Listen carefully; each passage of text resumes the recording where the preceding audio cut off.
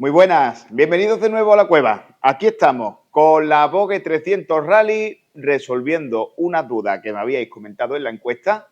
A ver cómo entre todos podemos hacer un poquito mejor nuestro cacharrito. Y también quería comentaros una cosa que llevo mucho tiempo con ganas de deciros, que es el cálculo teórico de la velocidad con el cambio de desarrollo, para que ustedes en casa podáis hacerlo también y veáis qué velocidad aproximada teórica va a tener la motocicleta con cada uno de los desarrollos que os planteéis poner. Si estáis interesados en el vídeo, nos vemos después de la intro.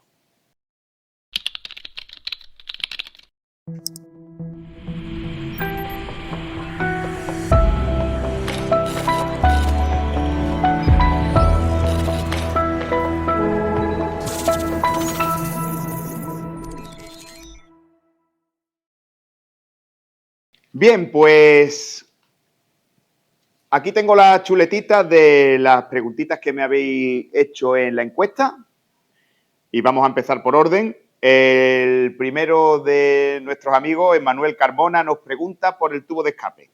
Nos pregunta por el escape en sí, la referencia del escape, la mejora de régimen al montar este en las revoluciones, el sonido y si es necesario una repro.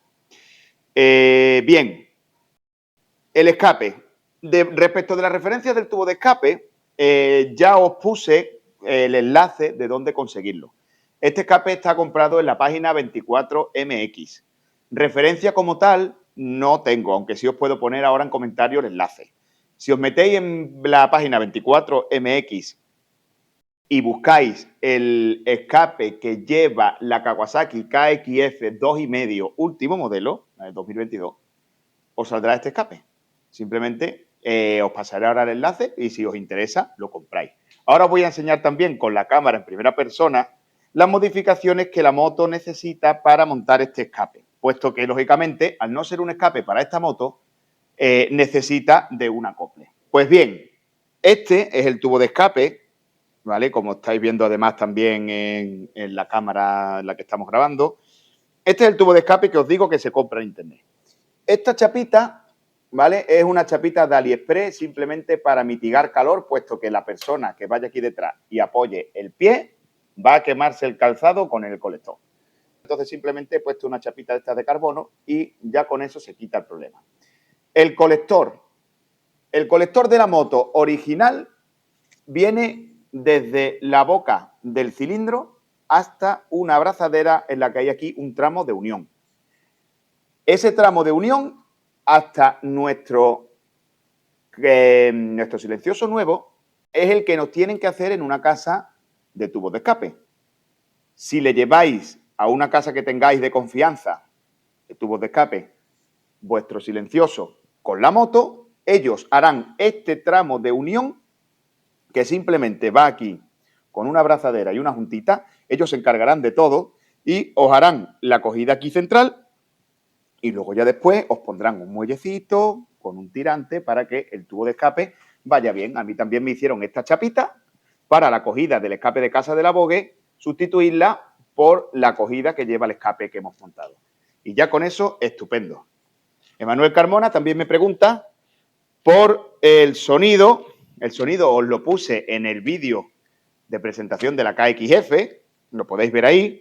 Y si es necesario, una repro. Bien, como esta pregunta se me repite después, luego vamos a ir un poquito al grano sobre ella. Carlos Campoy Torrejón. Carlos Campoy Torrejón nos pregunta cómo calcular la tensión de embrague y de cadena, cómo se regula y dar la vuelta al regulador de corriente para que no le entre agua. Bien, vamos a verlo de nuevo en primera persona. Vamos a verlo de nuevo. Vamos a buscar el regulador de corriente que se encuentra aquí detrás. Se encuentra ahí. Si lo veis ahí, el regulador de corriente, se ven ahí las rejillitas de refrigeración, veréis que efectivamente aquí tiene la clema y tiene una fundita de goma. Eso se le puede dar la vuelta, lógicamente. Yo, de momento, no se lo he hecho porque yo de vez en cuando lo he tocado con la mano y lo he visto que de temperatura está bien y de estanqueidad también. Yo antes de darle la vuelta simplemente le pondría una brida al capuchón de goma que lleva para evitar que entre agua y fuera. Eso, en teoría, no tendría que tener más problemas. Y aseguraros de las conexiones que lleva para que no chisporrotee y no queme la clavija, que también se ha visto en alguna ocasión. No solo en la Vogue, se ve en cualquier moto, le puede pasar eso, ¿vale? En cuanto a la tensión del embrague, tenemos que tener en cuenta, ¿vale?, que el embrague debe de quedar aquí en su leva un par de milímetros de holgura. ¿La veis? Un par de milímetros de holgura. Lo que se traduce en 0,5, entre 0,5 y 1 aquí en la punta de la maneta. ¿Cómo se regula? Pues con la tuerca y contratuerca, ¿vale? Simplemente aflojamos esta, que hace de tope, y ya esta nos permite moverla y tensar o destensar el embrague. Y una vez que la tengamos a nuestro gusto, volvemos a apretar la contratuerca, le damos con un alicate un apretoncito y ponemos el capuchón para que no le entre mierda. Muy parecido al sistema de tensión de la rueda trasera. Tenemos una tuerca que hace fin de carrera, digamos, que hace tope con el basculante, y tenemos el tornillo que regula. Nosotros aflojamos el eje con la rueda del otro, con la tuerca que tiene el otro lado, aflojamos esta de aquí y con el tornillo le damos la tensión que queremos a la cadena.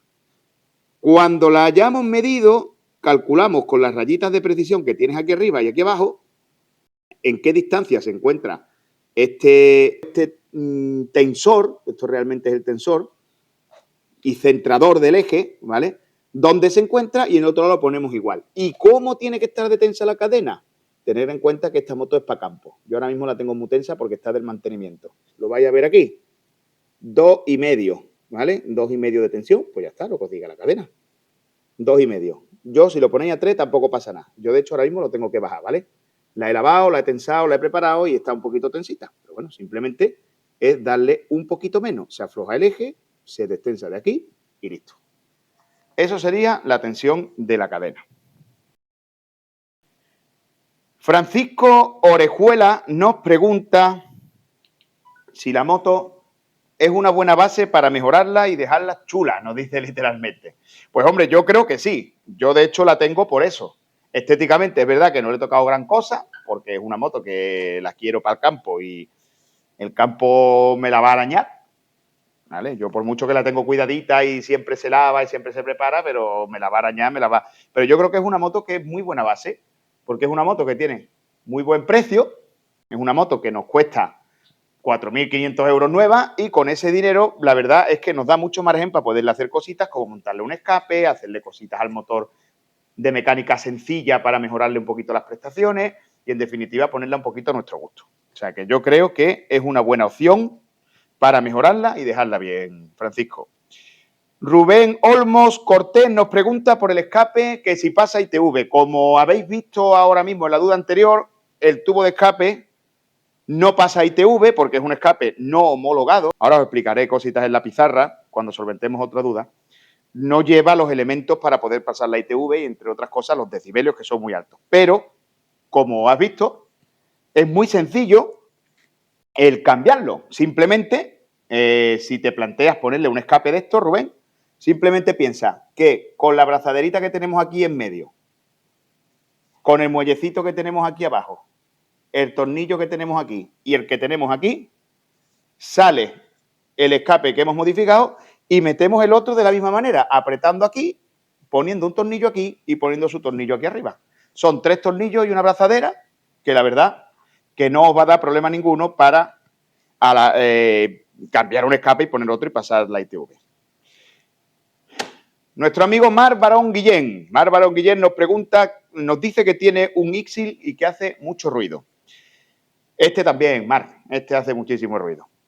Y que si sería malo ponerle un DB Killer. Para eso tenemos la pizarra aquí. Ahora os lo voy a explicar con la pizarra porque eso es una duda muy interesante, Mar, como te dije además en la encuesta, y os voy a dar mi opinión y os voy a explicar el porqué. Me dice cómo lavar una moto embarrada. La moto, la Kawasaki con la que he hecho el rally, estoy preparando un vídeo en la que vais a ver todo el proceso después de un día intenso de polvo, de barro, de agua y de uso off-road fuerte. Ese mantenimiento y esa limpieza posterior La voy a hacer con la otra moto más, la vas a poder ver en el siguiente vídeo. No lo subo todavía porque estoy esperando recoger unas piezas que no me han llegado, el guardabarro que se rompió, como habéis visto en el vídeo del rally y demás. En cuanto que me llegue, lo monto todo y ya preparo un vídeo en el que vais a ver la limpieza y cómo se engrasa y las cositas que hay que hacerle, ¿vale? Entonces eso lo vamos a dejar para el siguiente vídeo. Y en cuanto a cuestiones de pilotaje, me preguntas por los descensos. Si cogemos freno delantero, trasero, si bajamos en primera, si bajamos con o sin ABS. Marc, comentarte, en campo siempre se suele ir sin ABS. Yo particularmente siempre en campo voy sin ABS, incluso también en carretera, pues bueno, no soy una persona que me guste mucho el ABS, además en circuito nunca se ha llevado, entonces uno pues, al final se acostumbra a un pilotaje donde la rueda trasera quede un poco libre a el sobreviraje o el movimiento de la moto siempre y cuando llevemos controlado el tren delantero. En campo pasa un poquito igual. A la mínima que necesitemos de freno nos va a saltar el ABS y vamos a perder, por tanto, la capacidad de sobrevirar y entrar en curva que tan necesario es cuando vamos a lo mejor un poquito colado en campo, ¿no? Una bajada fuerte, vamos a imaginarnos que estamos en una bajada muy lentita, una bajada de marcha corta, adaptaremos la primera o la segunda velocidad en función un poco del terreno y de la velocidad que llevemos. Siempre buscando que el motor retenga y nos ayude el tren trasero a ir parando la moto. El trabajo fuerte de frenada, incluso si derrapa, es mejor y es controlable de la rueda trasera, lo va a llevar siempre el freno trasero, por tanto. Y el delantero va a servir de apoyo. El delantero no puede llevar la voz cantante porque, como hemos dicho, si se va de atrás la controlamos, pero si se va de atrás, pues lógicamente se nos va a cerrar la dirección y vamos a caernos mitad de esa bajada y nos puede comprometer. Así que, Marc, ten presente que en una bajada que te encuentres fuerte, controla bien el manillar por si hay zanjas, freno trasero, marcha corta y el freno delantero solo como apoyo del freno trasero. Bien, siguiente pregunta. Pedro Bezares Calderón nos pregunta por el tacto del freno trasero. Dice que le bloquea enseguida la rueda, que es un tacto muy seco, que ha bajado la leva del pedal, que mejora, pero que no mejora mucho y que si se me ocurre algo. Pedro, efectivamente, yo también he estado haciendo comprobaciones, ¿vale? Entiendo que tú lo que has modificado, como voy a mostrar ahora en el vídeo de primera persona, también es esta distancia de aquí, ¿vale? Que cuando nosotros la bajamos, pues lógicamente hacemos que el pedal, en vez de encontrarse aquí, se encuentre aquí. ¿Qué problema tiene el freno? Que el tacto de la bomba es muy fuerte y el tacto es muy seco, porque por poco que toquemos el pedal, la bomba bombea con muchos newtons. Entonces, ¿qué pasa? Habría un truco casero rudimentario que sería sangrar un poquito mal el circuito, que tenga un poquito de aire, que no esté perfectamente sangrado. Pero ¿qué conseguimos con eso en esta moto? Nada, porque lleva un módulo de ABS. Cuando el líquido entre allí arriba en el ABS, se va, digamos, a sangrar, se va a poner perfecto y otra vez se va a poner duro. Entonces, este freno es así. La única manera que conseguiríamos quitarle un poquito de fuelle sería cambiando la bomba. Lógicamente es más barato acostumbrarse, ¿vale? Es un tacto seco, pero también es cierto que yo al principio me sorprendía por ese mismo motivo y una vez que me hice a él, ahora en la otra moto de campo lo que he hecho en falta es que frene de atrás como esta. Me gusta mucho cómo frena y me gusta mucho la facilidad con la que hago que sobrevire con el peso que tiene. Entonces, al final, creo, Pedro, que la solución pasará por ponerlo en la posición que te guste y acostumbrarte un poquito a él. Sagus me pregunta que quiere una moto, puesto que tiene otra moto más grande, para no preocuparse tanto de gastos y de pesos. Sagus mide 1,90 y nos pregunta si bajar estribera, si poner alzas en el manillar. También nos dice si existen herrajes, nos pregunta si existen herrajes para estas maletas y si la moto mejora con un pulido del colector de escape. Y también nos pregunta si la moto mejora combinando un escape mejor y un filtro de aire. Bien, vamos por partes, Sagu. Tú preguntabas que querías una, lógicamente, para no preocuparte de gastos y de peso. Pues esa es la razón de ser fundamental de esta moto. Su razón de ser es que es una moto que la podemos adquirir por unos precios y tiene un mantenimiento que hace no preocuparnos de gastos. Me comentabas que has tenido o tienes una Africa Twin 1100. Si tienes la mala suerte de caerte para el lado y pegarle con la pantalla en el suelo a la Africa Twin de TFT a color preciosa y estupenda y se rompe, seguramente su precio más IVA te va a costar más de la mitad que vale esta moto entera. Y aparte, como está en el tema de las producciones, a ver cuánto tiempo te pegas esperando a que la pantalla llegue a tu casa y puedas montársela.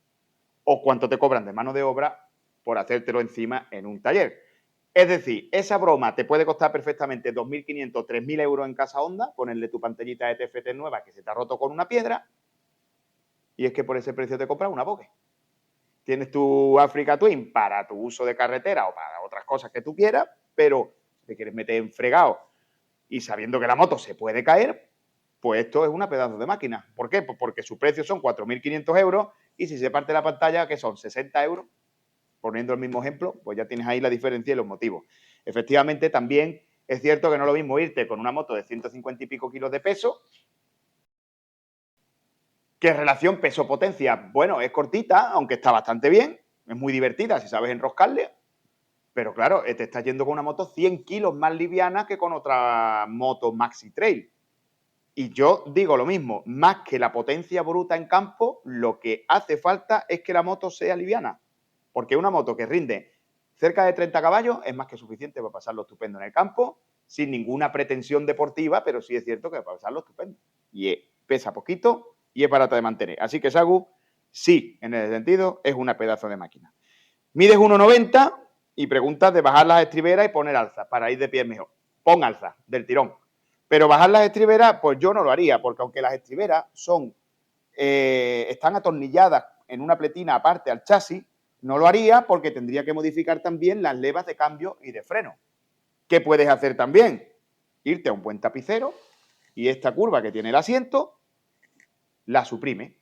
Que te ponga un acolchado nuevo, que te ponga además aquí en el medio un poquito de gel para que cuando te sientes vayas cómodo.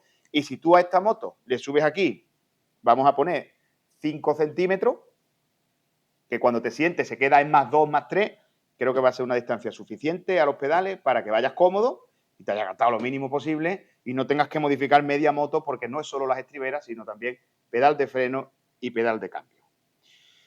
Herrajes para maletas yo no he visto, pero aprovechando que tenemos parrilla trasera, hacerle un herraje la verdad que es bastante sencillo. Piensa esquemáticamente que simplemente haría falta un hierro que saliera de aquí, hiciera una U y se atornillase aquí. Eso simplemente doblando un tubo de hierro que sea macizo, aproximadamente de 1 milímetro, una varita de hierro redonda de 1 centímetro, perdón, de grosor, de diámetro, con eso ya podemos hacerle unas barras, soldarle unas cogiditas para atornillarla aquí y aquí, y luego después podemos hacerle un tirante entre las dos. De hecho, yo se lo haré y va a ser súper sencillo y súper barato.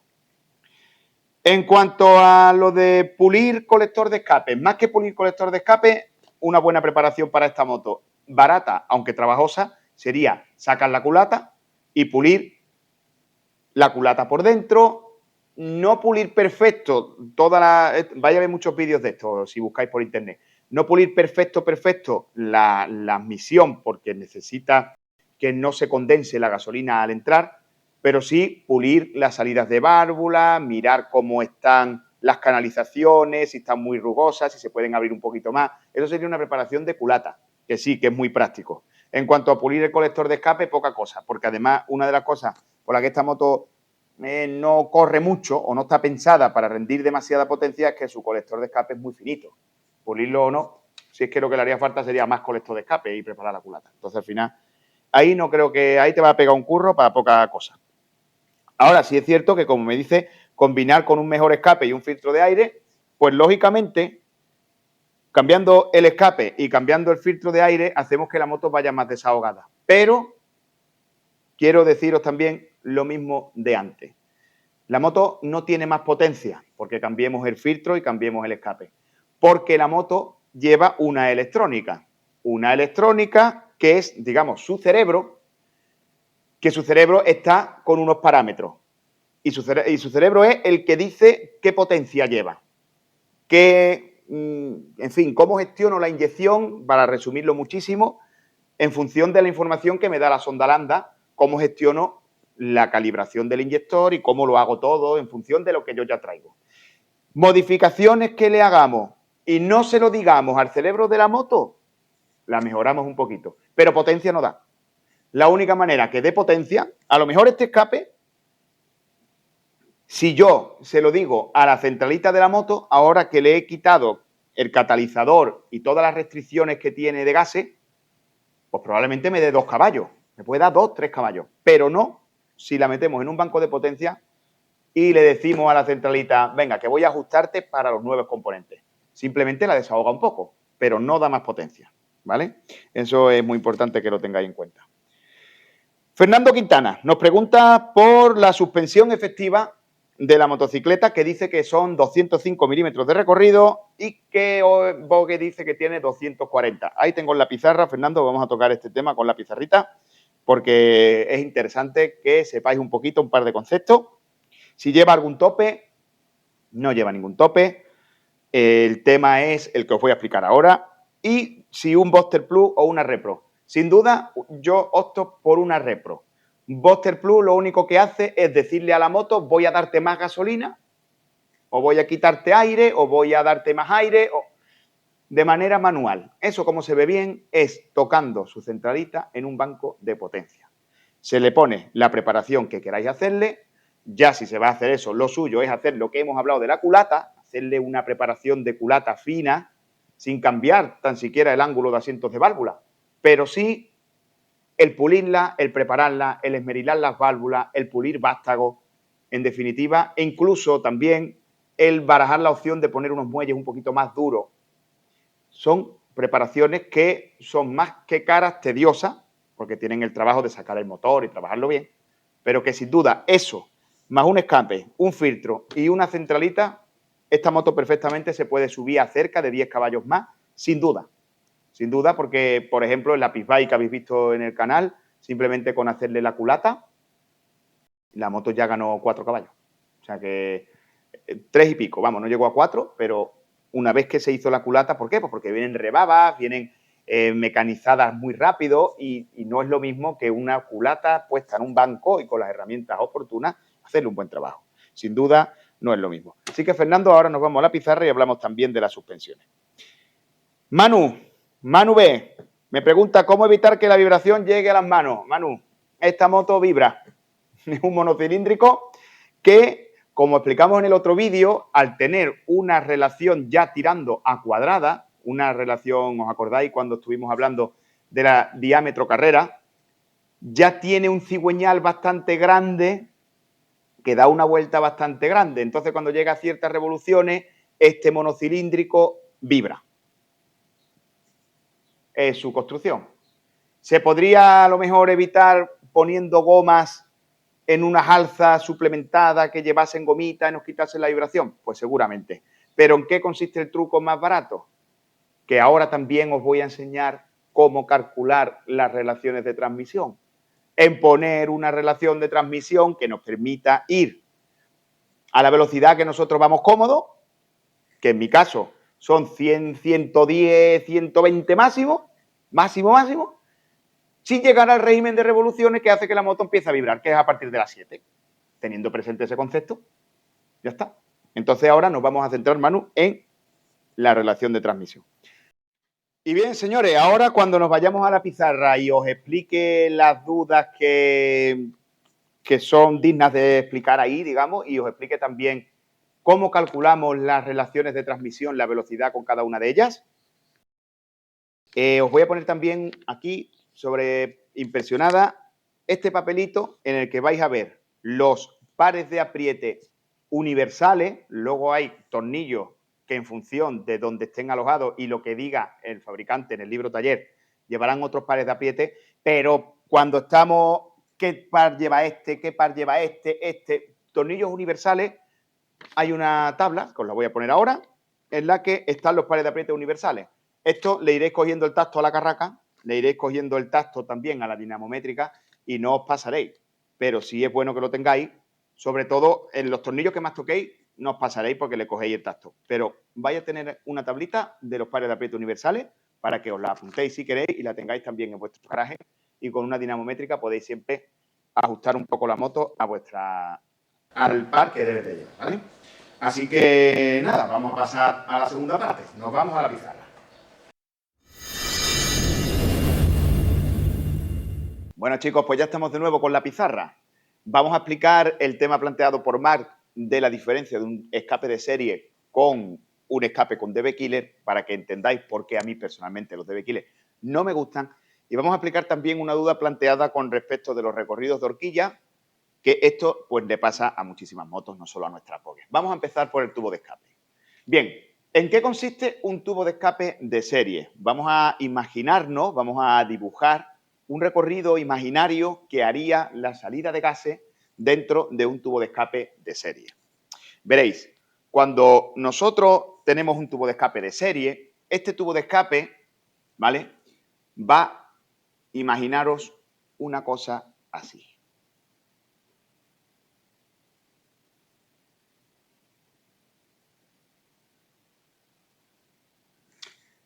¿Qué hacen los gases dentro del tubo de escape?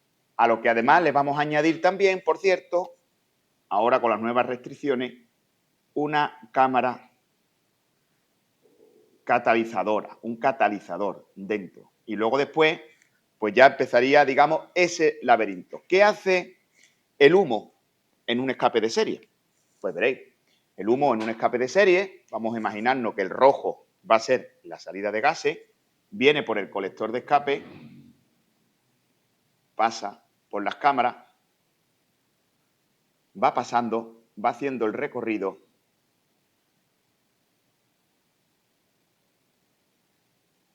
y ya sale fuera. ¿Vale? Del mismo modo, pues esto viene por aquí, sale por aquí y sale fuera. ¿Qué está haciendo un escape de serie? Está ralentizando, está frenando el humo, le está quitando ruido en el camino y con el catalizador lo está catalizando. Luego, por tanto, es un freno para esa salida de gases, pero por el contrario, no es un tapón. ¿Qué es lo que hacemos cuando montamos un DB Killer? Cuando montamos un DB Killer tenemos un escape que su sistema de retención de ruido es una fibra exterior, exteriormente lleva una fibra,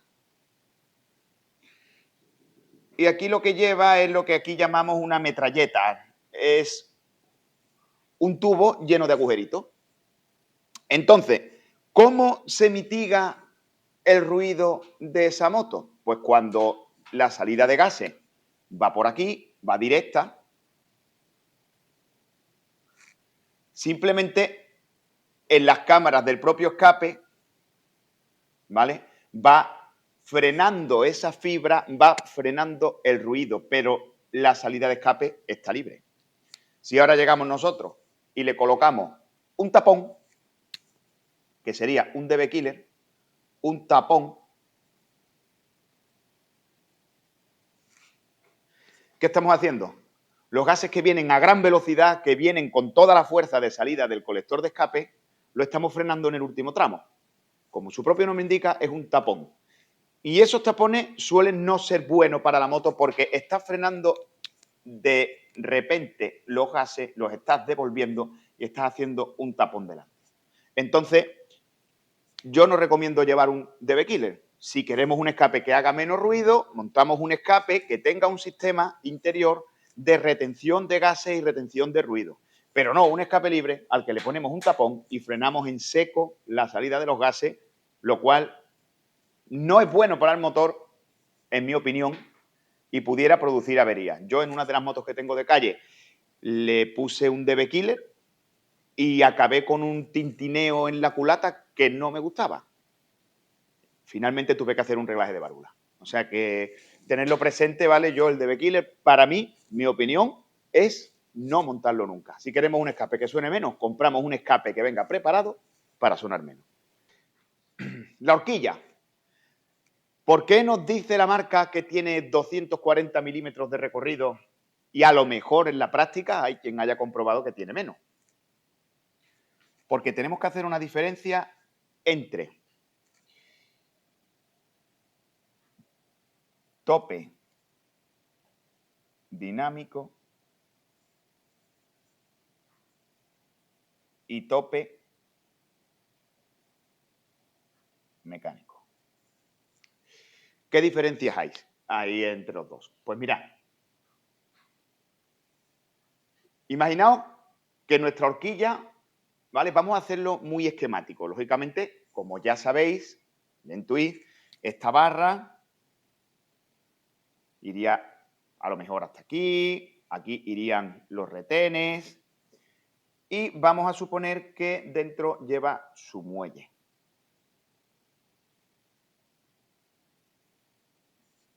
¿Vale? Con un sistema de hidráulicos interiores. Bien, ¿qué hace el aceite cuando nosotros comprimimos?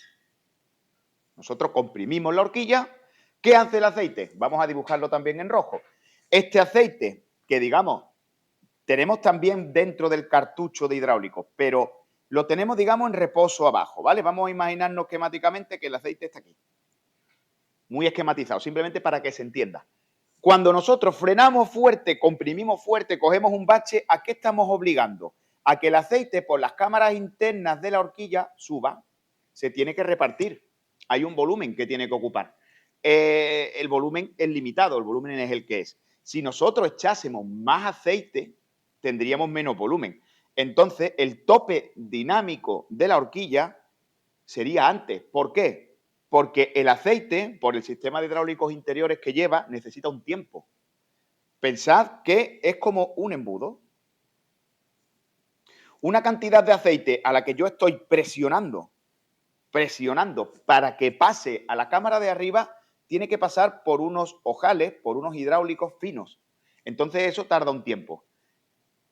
En el trabajo rápido de una suspensión, puede que no le dé tiempo a pasar de una cámara a otra. Entonces nos está haciendo lo que se llama un tope dinámico. Aunque si hiciésemos una compresión lenta y diéramos tiempo a ese aceite a que suba a la cámara superior, entonces sí podríamos llegar a comprimir la horquilla hasta el final consiguiendo el tope mecánico. El tope mecánico pues se puede jugar con él, como os digo, jugando con la cámara de aire que deja libre la cantidad de aceite que nosotros echemos en función de esa cámara. En función de la cantidad de aceite que tengamos, esa cámara será menor o mayor, pero ¿qué pasa? Que si echamos menos aceite de la cuenta, la moto cuando esté en una posición neutra, por ejemplo ahora en parado, si yo le quito aceite a la horquilla, voy a conseguir que el primer trabajo de horquilla lo haga sin la presión de aceite que tiene que llevar. Entonces, ¿qué hace la horquilla nada más que le meto peso? Como tengo tanto menos de aceite, tanto más que cae la horquilla. La estoy poniendo más negativa. ¿Qué pasa si le echo mucho? Que la moto ya está rígida desde el principio y va a tener el tope dinámico más cercano, incluso puedo reventar los retenes, porque puede que el aceite no quepa en el trabajo. Necesita que su cámara esté más o menos afinada. Y por tanto, a lo mejor quitando un poquito de aceite, pues conseguimos facilitar, alejar el tope dinámico de la horquilla para acercarnos más al tope mecánico. Pero ya os digo, todo eso tiene su porqué y seguramente ese último tramo que nos cuesta comprimir, esos últimos 30 milímetros, que son 3 centímetros, que nos cuesta comprimir, tengan su razón de ser y sea para evitar horquillazos, topes y golpes que puedan dañar nuestra horquilla. Así que yo a priori no la tocaría teniendo presente que jugamos con esos conceptos siempre que estamos trabajando una suspensión. Y ya por último os voy a explicar cómo calcular la relación de transmisión de nuestras motos y el por qué un desarrollo u otro.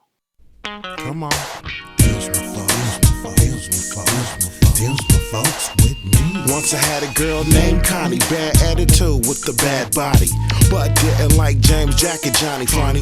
She knew that they cheated on me. Pues bien, chicos, aquí tengo mi chuletita. Deciros que estos cálculos son universales. Para cualquier moto que tengáis, os servirá.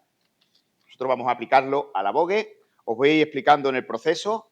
Yo ya, como os digo, tengo los cálculos hechos y de ahí motivó a que yo pusiera el desarrollo actual, que es un plato de 42 dientes.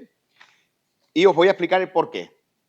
simplemente con una calculadora cambiáis los 4 datos que al final tengáis que cambiar para el desarrollo en el que estéis interesados en informaros antes de comprar y veis con un cálculo teórico cómo quedaría la moto.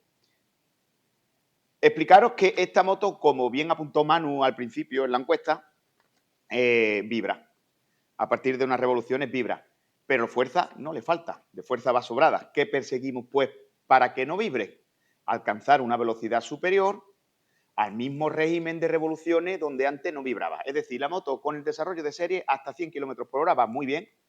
Puede alcanzar bastante más. El desarrollo de casa permite que la moto vaya a 125, 130 km por hora tranquilamente, pero sí es cierto que ya llevamos una vibración en el manillar en el que la moto nos va diciendo que no quiere correr tanto. Vamos a ver cómo cambiamos eso y hasta dónde podemos llegar. Veréis, empezamos con los cálculos. Primero tenemos que tener presente la medida de nuestros neumáticos. El neumático trasero que lleva la Vogue, sus medidas son 510-18.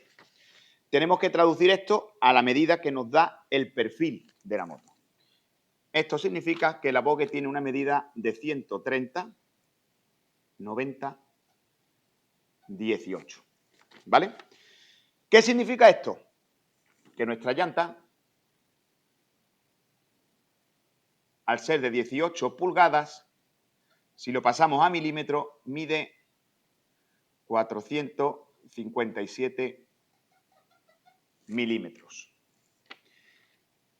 ¿Para qué nos sirve la medida del perfil? En los cálculos que vamos a hacer, el perfil se multiplica por 2. Si tenemos un perfil de 90, se multiplica por 2 y nos da 180. Bien. Tenemos que tener también presente en nuestro cálculo el número pi.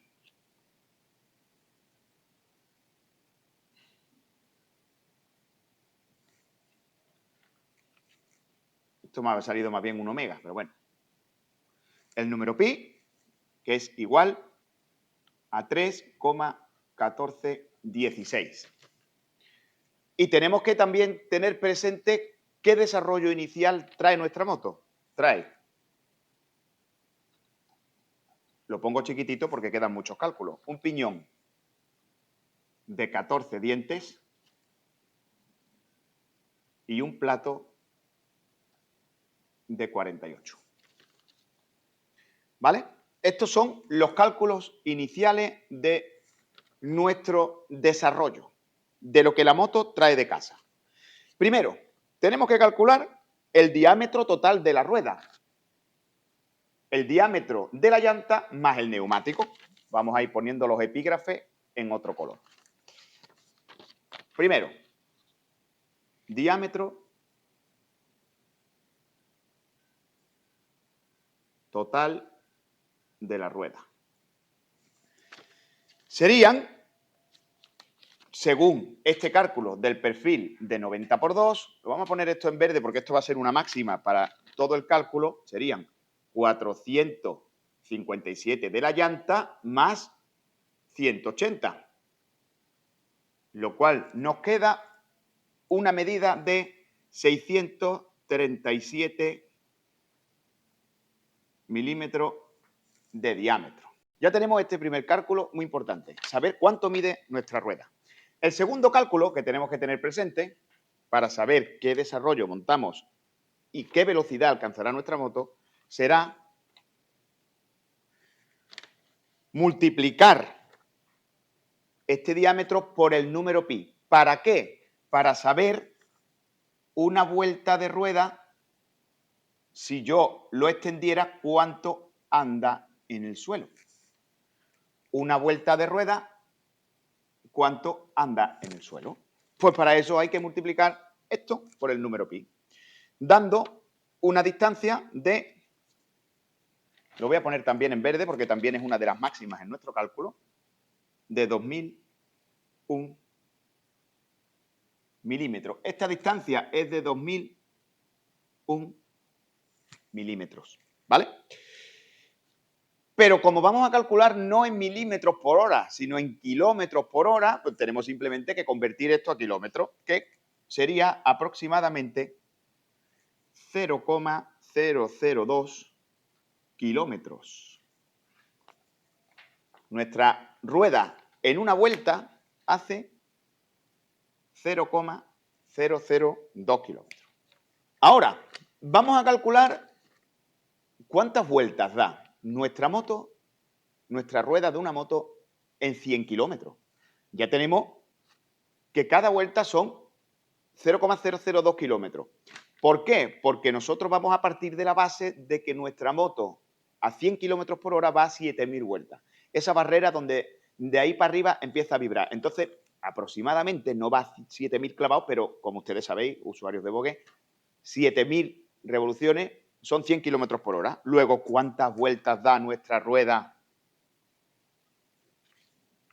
Vueltas de rueda en 100 kilómetros. ¿Cuántas vueltas da nuestra rueda en 100 kilómetros? Como os digo, lo voy a poner en rojo aquí. 100 kilómetros por hora es igual a 7.000 revoluciones de nuestro motor. La barrera donde empieza a vibrar. De ahí para arriba empieza a vibrar. No queremos que la moto suba mucho de ahí. Y va a 100 por hora, pero queremos ganar un poquito de velocidad. Bien, vamos a dividir esos 100 kilómetros de la rueda entre la distancia que hace una vuelta de rueda. Dando 50.000 vueltas en una hora a 100 kilómetros por hora. Tenemos 50.000 vueltas de la rueda en una hora. Y ahora nos preguntamos, ¿cuántas vueltas da nuestro piñón entonces a 100 kilómetros por hora? Pues ahora viene el siguiente epígrafe del cálculo.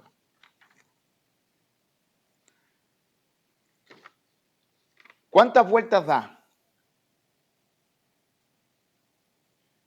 el piñón a 100 kilómetros por hora?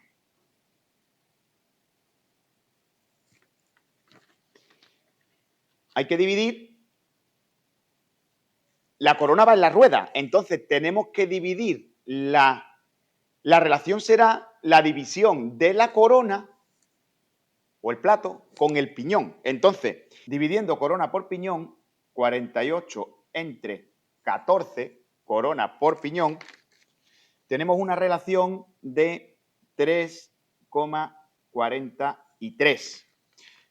¿Qué significa esto?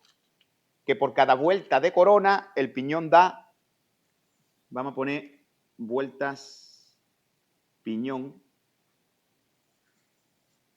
Por cada vuelta de corona el piñón más pequeñito da 3,43 vueltas. Esto también va a ser un dato muy importante para el cálculo de nuestro desarrollo.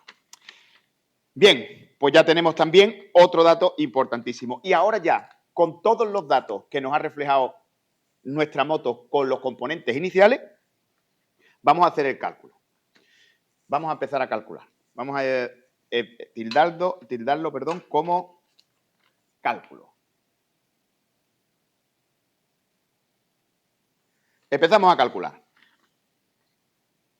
Si la moto a 100 kilómetros por hora da 50.000 vueltas en una hora,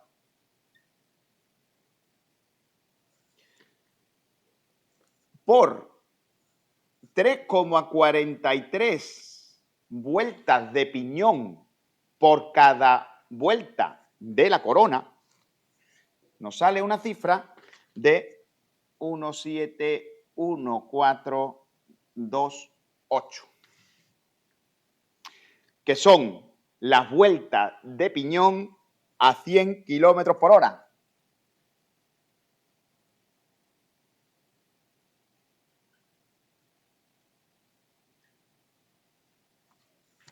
Lo vamos a poner también en rojo.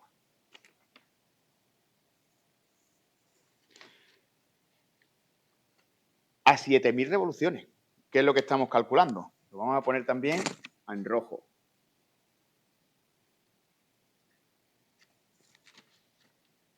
Ahora, sabiendo que a 100 kilómetros por hora con el desarrollo de casa tenemos 171.428 huertas de piñón, viene cuando nos hacemos las preguntas. ¿Cuántas vueltas tendremos con una corona de 42 dientes?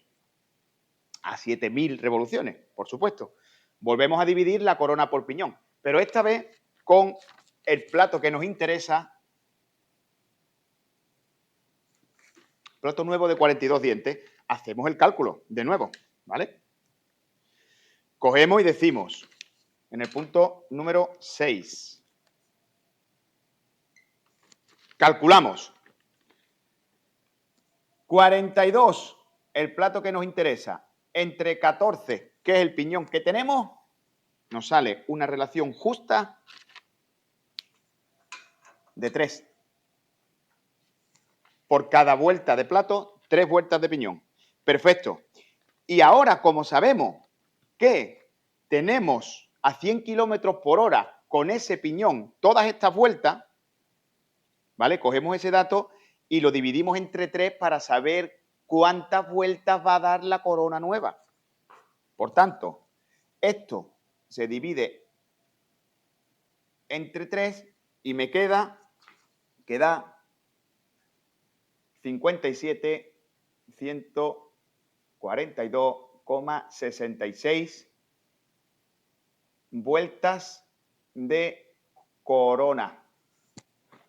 57.000 vueltas de corona. ¿Qué hacemos con eso? En una hora se multiplica esas vueltas que da la corona nueva por el diámetro de la rueda y nos da la velocidad que vamos ahora. Entonces, donde antes íbamos a 100 kilómetros por hora, ¿a qué velocidad vamos con un plato de 42? Lo pongo en verde, ¿vale? Lo pongo en verde y digo que 57.142,66 por los kilómetros que recorre la rueda, 0,002, esto nos da una velocidad nueva a 7.000 revoluciones de 114,3 kilómetros hora. Donde antes íbamos a 100 kilómetros por hora, con el cambio a una corona de 42, ahora vamos a una velocidad de 114. Hemos ganado 14 kilómetros por hora y ya os digo que la fuerza no se nota porque las relaciones, los numeritos son muy parecidos, entonces no hay un detrimento de fuerza, pero sí hay un aumento considerable de velocidad. ¿Cómo se nota eso? Vamos a imaginarnos que vamos a tope, vamos a imaginarnos que vamos a 10.000 vueltas. Ya hemos hecho el cálculo a 7.000 vueltas y ahora decimos, ¿cuánto correría la moto con el piñón de 42? Con el plato de 42, perdón. ¿Cuánto correrá con plato de 42 dientes a 10.000 RPM? A tope, con el plato nuevo. Os digo, es velocidad teórica. Factores de viento, de cuesta arriba, de cuesta abajo, pues ya sabéis que puede que no lo alcance. Pero de casa ya nos estaba dando aproximadamente unos 130 kilómetros por hora yendo a tope. ¿Cuánto correrá ahora? Bien. Pues, si yo tengo este cálculo hecho, que dice que alcanzo 114.3 kilómetros por hora a 7.000 vueltas,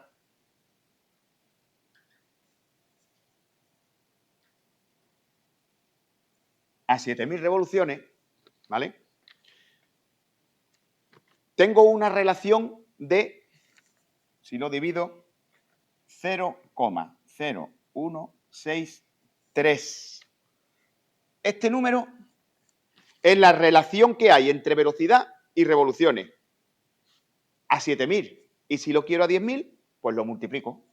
0,0163 por 10.000 revoluciones, porque esto sería en una revolución, por 10.000 revoluciones, Esto sería ahora, con esta relación que tengo a 7.000 vueltas, aplicarla a 10.000 vueltas, subiendo 3.000 revoluciones.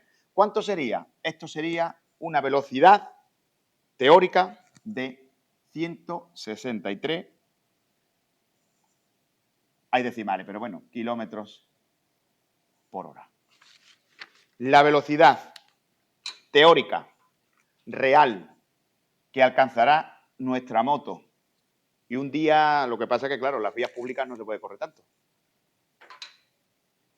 Pero sí os digo, y he comprobado, que a 7.000 vueltas esta moto va cerca de 120 muy cómodamente, porque pensad que estos diferenciales están calculados a 7.000 vueltas a 100. La moto no va a 7.000 vueltas a 100, va un poquito menos. Con ese poquito jugamos con un poquito de margen. Entonces, cuando yo ya le cambio el desarrollo y la pongo a 7.000 vueltas con el plato de 42, va aproximadamente a 120 kilómetros por hora. Manu, sin vibración, porque no llegamos a las 7.000 vueltas y vamos a 120 por hora. Seguimos teniendo, como dije en los vídeos anteriores, una relación de marcha muy corta, por tanto, primera, segunda no se ven afectadas, tercera, cuarta siguen navegando por carriles perfectamente y quinta y sexta por carretera, perfecto.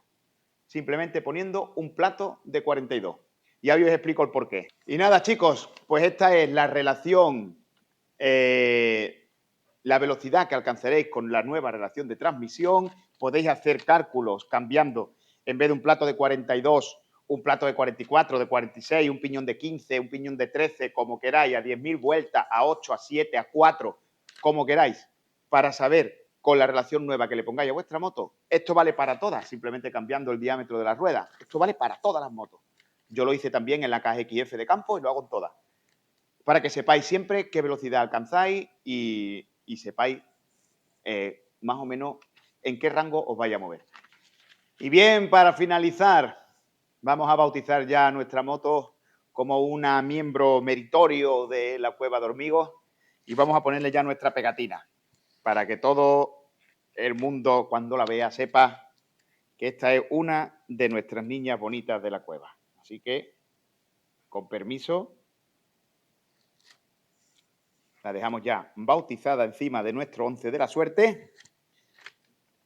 Espero que os haya gustado el vídeo y sed bienvenidos a la Cueva de Hormigos.